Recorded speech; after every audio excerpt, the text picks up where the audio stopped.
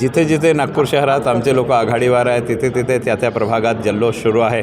आमचा मुख्य जल्लोष इथे महालमध्ये गडकरी वाडामध्ये आम्ही आयोजित केलेला आहे. पहिल्यांदा आम्ही देवेंद्रजीला महापौर केला तेव्हासुद्धा इथेच आम्ही जल्लोष केला होता. आजही आम्ही इथेच जल्लोष करणार आहोत. नागपुरात MIMच्या रूपाने एक नवीन राजनीतिक पक्ष समोर आलेला आहे. काँग्रेसचा जे ॲक्सेप्टन्स मुस्लिम समाजमध्ये होता ते काँग्रेसने गमावलेला आहे. म्हणून त्यांना एक नवीन नेतृत्व म्हणून MIM समोर आलेलं आहे.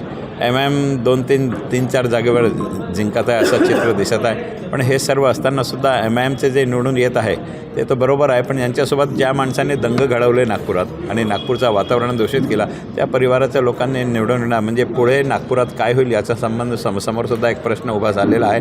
परंतु त्याला सोडून जे MIMचे लोक निवडून येतात त्यांना हार्दिक अभिनंदन. आमच्या लक्ष 108 ओलांडण्याचा होता. पण 108 ओलांडल्यानंतर संख्या काय असायला पाहिजे तो 121 हे चांगला आकडा होता. म्हणून 121चा लक्ष्य आम्ही गाठला होता आणि 108 आम्ही 100% ओलांडू अशी आम्हाला खात्री आहे. नागपूरचा विजय आम्ही नितीनजी नेतृत्वात साजरा करू आणि आज मुंबईमध्ये सुद्धा आम्ही महापौर भाजपचा बनवत आहोत.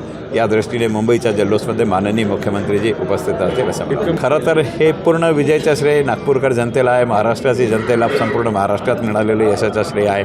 आणि खरं तर भारतीय जनता पक्ष, शिवसेना युती आणि आमचे जेवढे नेते आहे माननीय नितीनजी, माननीय देवेंद्रजी, माननीय चंद्रशेखर बावनकुळेजी यांच्या नेतृत्वात आम्ही जे काम केलं त्या कामाला हा श्रेय आणि जनतेला श्रेय देण्यात येतं.